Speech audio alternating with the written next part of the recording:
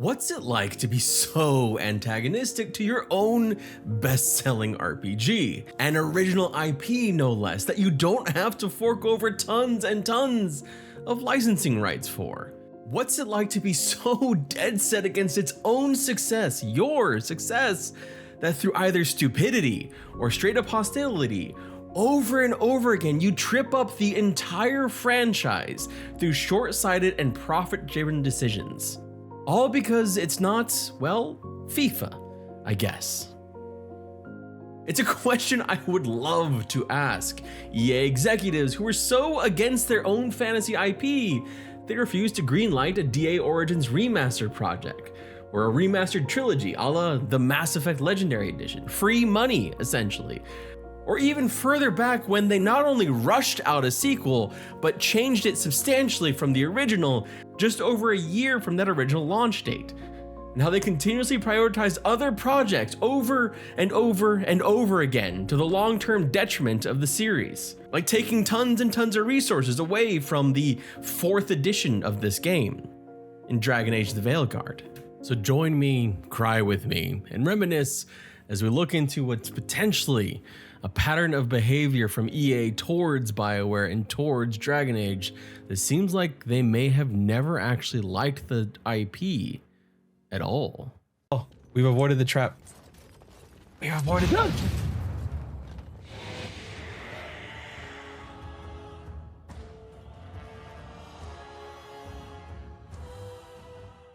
And it's very fitting that I'm making this video in an Airbnb with all budget equipment because we can't currently be in our house. Because that's kind of what it feels like has been done to the Dragon Age series under EA's stewardship. And this is the last time you'll see my face because I can't stand this. So I'm sorry. Hopefully we'll be back in the home soon. Post Veilguard's launch, a lot has come out from various sources, not just about Veilguard and its troubled development, but the entire DA franchise and that team's contentious relationship with EA over time. And it just has me sitting here utterly confused because one of the hardest things you can do is create a new IP. Thousands upon thousands of new IPs are spawned and wither away and die, especially in an arguably oversaturated fantasy genre. So when you get one that sticks, one that actually has a huge following, why the fuck would you treat it so poorly?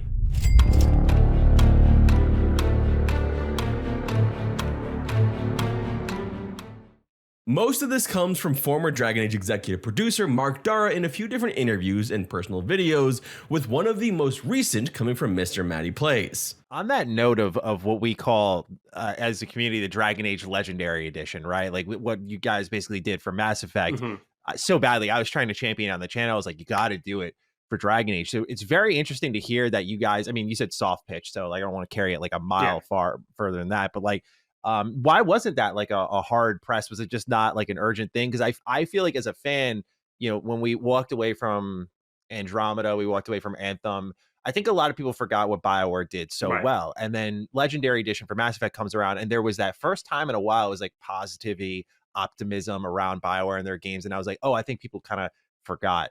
And so I wondered if Dragon Age Legendary Edition would be the next obvious step. So was there a reason why that wasn't pressed any harder internally? EA's historically been, and I don't really know why, but they've even said this publicly, they're kind of against remasters. I don't really know why. It's strange for a publicly traded company to basically seem to be against free money, but they seem to be against it. So but that's part of it. The other problem is that Dragon Age is harder than Mass Effect to do, and to some degree unknowably harder.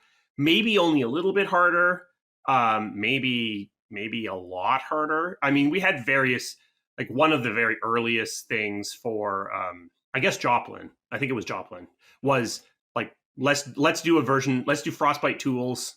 So let's make, and then let's find a mod house that seems talented and just uplift them and pay them to do a remake of Dragon Age Origins. Like there were lots of pitches around like, is there a way we can bring Dragon Age Origins forward? And depending on what you do, like a remaster, you kind of get Dragon Age 2 for free. A remake, you don't. So, Gotcha. Yeah, man, that as a fan, that's so tough to hear, because I'm like, it's great to know at least BioWare proper knew that's what a lot of people were really looking for. It's a shame that it seems like EA was sort of serving as a blocker with what they seek in their portfolio. And to some degree, I mean, the studios run their financials within themselves. So, I mean, I think to some degree, EA's stance was probably, sure, go ahead and do it, but do it with the money you already have. And it's like, well, we can't do it with the money that we already have because we're doing all these other things. Like, EA doesn't like spending money, but the thing that EA likes even less than spending money is hiring people permanently. Because sorry, I mean to laugh. But I mean, it's all public companies, right? Yeah. Is like, because money is money. It's like, okay, we spent $10 million to do this. It's a one-time thing, and that's it. We spent it and we got 20 million back. Great, good spend. If I hire a person, that person's now a person I have to pay for forever. And EA knows that laying people off makes them look bad. And so, like, they don't want to do that if they don't have to. So they really don't like hiring people if they can avoid it. They'll do it, of course. I mean, they're a big company, but you can't really remaster Dragon Age externally. You have to probably do it internally. So to give credit here, yes, there is a part of making the Dragon Age Legendary Edition, or the Champions Edition, as Mark Dara pointed out, that has a bit of extra difficulty. I mean, it was a game that was built in 2 engines, whereas Mass Effect was built in 1 engine, and not just 1 engine, it was built in Unreal Engine, which was much easier to just kind of like throw some money at and get a remaster, get free money. So per Mark Dara, the ME Legendary Edition was substantially easier. And there is the argument that this is also potentially because DA Inquisition still holds up today. But with recent remasters of already beautiful games that have come out, I don't think that holds up that much water. Basically, it just seems like they didn't want to do this. They didn't want to put forth any money to make this happen. So basically you have this unknowingly difficult version of a remastered trilogy that they pitched several times but were told no, or told do it with your own money that they didn't have because, specifically, they were working on so many other projects. All of BioWare's resources were putting elsewhere. So it's basically like saying, hey, yeah, no, go ahead and do it, but do it with both hands tied behind your back. Things like Anthem took priority. You either live with the choices you make, or die trying to change them.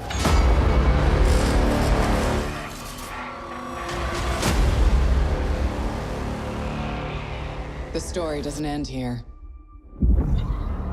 It's just the beginning.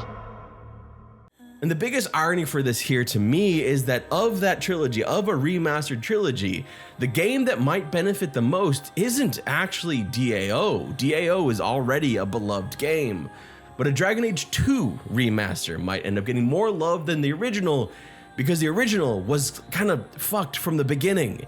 An original that was forced to be made in 16 months. An original that for many was the death of the series. Dragon Age 2 made some pretty significant changes from the original DAO, but the fact that DAO had 5 years to be developed and DA2 was forced out in 16 months is telling in itself of how little they seem to care about this IP. Then of course we have talk from David Gator, creator of Dragon Age and a BioWare veteran, who said in an interview with Games Radar that EA bosses would refer to RPG stalwarts as, well, living in a cave. I kind of feel like I'm living in a cave right now, I guess. Fuck. But that the nerds in the caves would always show up for RPGs because it was an RPG. It might be true, but it still is shitty. The greater thought behind this idea of living in a cave means that the RPG fans will come to the RPG because it's an RPG is because, well, then they can expand the audience out to try and make it a bigger audience by not focusing on the people that don't, we're just gonna be there. Ignoring that core audience, basically. Because whether we're pleased or not, we're still gonna show up. And this is going all the way back to DA2. This was in a larger conversation of how Gator pushed for more traditional RPG mechanics that weren't welcome in EA's sphere that wanted more slick and actiony presentation. David Gator had enough and left BioWare in 2016. Beyond the recent reveals of the denied remaster trilogy, the antagonism toward Dragon Age has seen widespread coverage over the last few months as former devs have talked about how Veilguard came about with constant external pressure, not to mention constant layoffs, as well as in bringing in external teams and rushing it the hell out the door. Yes, rushing it out the door, even over the decade it took to make. Specifically by being unwilling to reset completely after a failed attempt at going live service when they wanted to shift over. Something that was really revealed in a bombshell article back in June from Bloomberg that delved into how Veilguard was originally going to be a smaller scale, conventional RPG that was then forced into a live service game before Anthem's catastrophic failure, which then saw several high-profile departures, such as the aforementioned Mark Dara. The game then dropped the multiplayer angle but didn't get a reset. Instead, the live service multiplayer game was reworked too. This was all on the heels of the Dragon Age team, as mentioned in a separate video from Mark Dara, that they felt kind of jerked around and not supported by EA. In 2016, Dara was pulled from DA to help finish off Andromeda, Mass Effect Andromeda. Dara returned to Dragon Age only then to see EA's priorities shift from Dragon Age to Anthem, despite reassurances that, hey, of course we love Dragon Age. Don't worry, that's the one with the blue lady and the lasers, right? Dara points out that the resources were continuously stripped away from Veilguard all the way through 2019, leading to fundamental changes in the nature of the game, bringing us to this quote from the interview with Mr. Matt Plays. Yeah, I mean, Veilguard is 4 games stitched together, and you can really see the stitching. Probably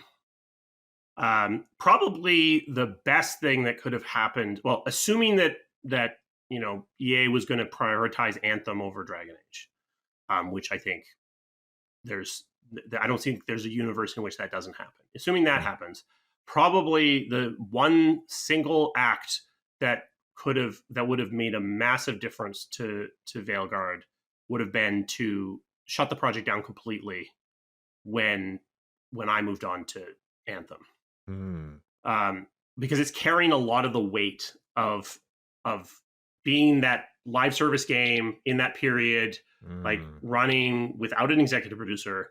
And it's just like, it picked up a lot of stuff that is still in there. It's still part of the end result of the game, in part because it was always essentially 1.5 years away from ship. From that moment on, it was always in this constant state of being too close to its ship date to really completely retool. When the Mass Effect people came on to Veilguard, they stopped completely. Like, they was like, yeah, we're gonna be on Dragon Age, and we're not gonna let this zombie project continue on its own without its leadership. We will only work as much on Mass Effect as the executive producer can pay attention to. And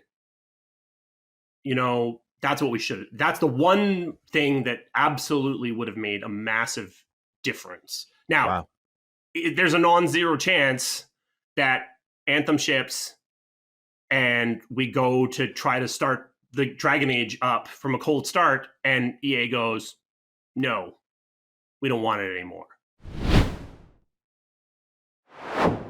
How do you feel about the tone of the game and sort of how it's changed dramatically since the original? One thing to remember with, like, if you think about the example I use is the Thor movies. So Dark World came out right around Inquisition. I think it's before Inquisition, and people are like, ugh. And then Ragnarok came out in when did it come out? But it came out like early in Dragon Age 4's development. And so that was like the height of the sort of like love with this brighter, quippier sort of tonal landscape from traditionally very dark, IPs. But we got a lot of years to go. And by the time, I mean, if you continue down Thor, Love and Thunder comes out before Veilguard ships as well. And that's basically, if we pretty much can use Thor as plotting the we love this to we hate this with a burning passion. So the game was in development for so long that that like it basically it's kind of almost out of place in time in terms of its tone. Multiplayer decisions remained as late as 2022, stripping Dragon Age of its choices and consequences. The Mass Effect team was brought in with a contentious relationship in 2023, leading to some scene changes and rewrites that the previous DA team had been told by EA they had no budget for. There were even distinct possibilities of the game being cancelled before even more layoffs, leaving a skeleton of BioWare even leaner, basically cutting into the fucking marrow. As Dara said, Veilguard is several games stitched together, and the live service elements linger, as does the lengthy development time and the very obvious push from EA to make the game more broad. The action combat. The Mass Effect combat. Veilguard underperformed EA's expectations by about half, but buried in the lead there was that their financial woes were not tied to Veilguard, but rather their ultimate team of FC25 not selling enough, a game that is rehashed each year with loot boxes, as they expected a mid-single-digit increase in live service sales, but instead got a mid-single-digit decrease in live service, specifically stating that the majority of that was a slowdown from FC25. And if you notice, that highlight and decrease was for live service. And then later, EA would come out and put their whole ass out there and say, well, maybe we should have made Veilguard live service. I don't think they're learning the lesson here about live service and RPGs, that Sony at the moment is currently learning a very hard lesson that maybe live service is not the gold mine that it used to be. Maybe people are getting kind of tired of being nickeled and dimed on everything. Maybe the fact that just economic uncertainty is also creating a place where we just want a game to purchase and play that we can play and not have to worry about all these little microtransactions. But all of this led to a damning report from industry analyst Doug Kreutz, who suggested it's entirely possible that EA would close down BioWare. Or at least what's left of BioWare. All of these reports, not just with Veilguard, but the resistance to giving funding to Dragon Age as a trilogy, which sold close to 20 million games as a series, are kind of mind-boggling. Though that's heavily weighted down by the massive sales of Dragon Age Inquisition, with VG charts putting Origin sales at about 3.2 million, DA2 at about 2 million, and Inquisition at 12 million. As far as we know, Veilguard is somewhere around 1.5 million. Take those numbers with a grain of salt, of course, because they're not always official numbers or they're not complete numbers, but when you put those against other games per Statista, which again, same kind of take these numbers with a grain of salt, they're all similar, with Inquisition being the outlier. Mass Effect 1 sold 1.6 million, Mass Effect 2, 2 million, Mass Effect 2, 2 million, Mass Effect 3 jumped up to 6 million. In general, you can probably assume all those numbers have grown over time when they're reported and categorized, but the finer points here in the numbers we do have is it's not like Dragon Age was some shitty series for BioWare that sold incredibly poorly.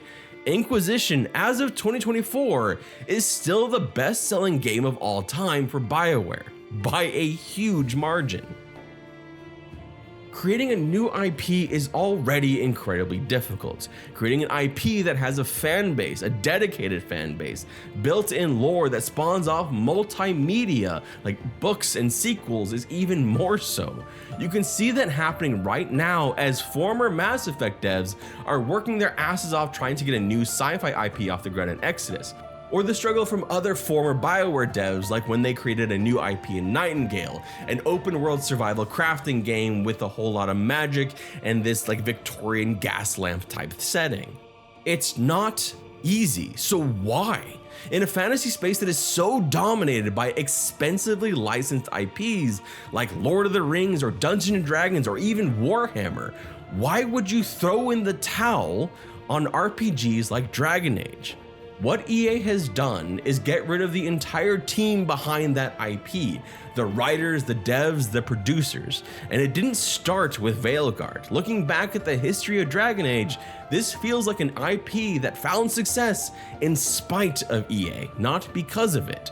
With a constant push against the devs, which is perhaps why DAO to DA2 to Inquisition to Veilguard have often felt like such different games from each other, while ME felt more cohesive. A constant push to broaden the audience and ignoring the things that made the first game successful in the first place. I don't know if there's any future for the DA IP. It doesn't seem likely, but I have to feel like EA's inability to see the value in creating a beloved fantasy IP shows me just how blind they have been, not just now, but for decades. With the latest iteration, there were things I liked about Veilguard and things I didn't. But even that matters little because the people who made it are no longer there. The writers and the devs are gone. Layoffs at every point of the project before, during, and after have killed off the team that was jerked around for decades. All that's left now is the IP ownership. Dragon Age to me is the story of a series of an IP that was beloved by a fan base, loved by the devs and writers creating it, and stewarded by a giant company in EA that never saw the value of it.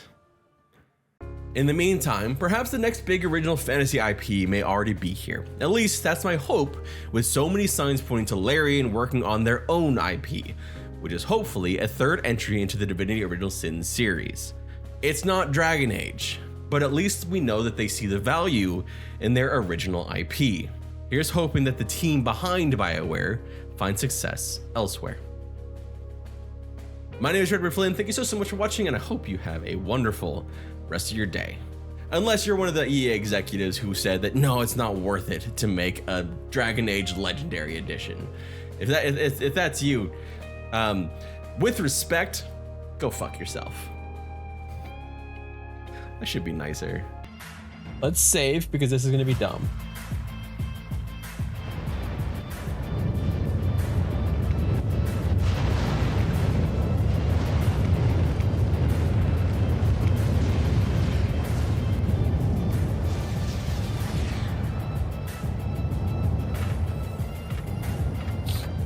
It worked!